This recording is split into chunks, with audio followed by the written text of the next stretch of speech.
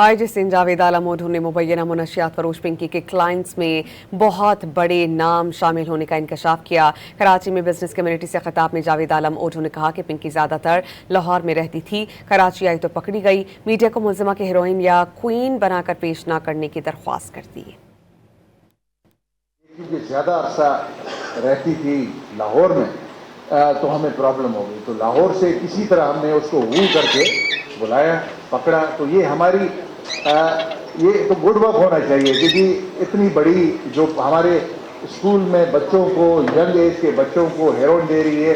मैं आपके साथ वो लिस्ट जो अभी तक नाम आए हैं वो शेयर नहीं कर सकता, क्योंकि उसमें बड़े ऐसे ऐसे नाम भी हैं जो मोतबर हैं।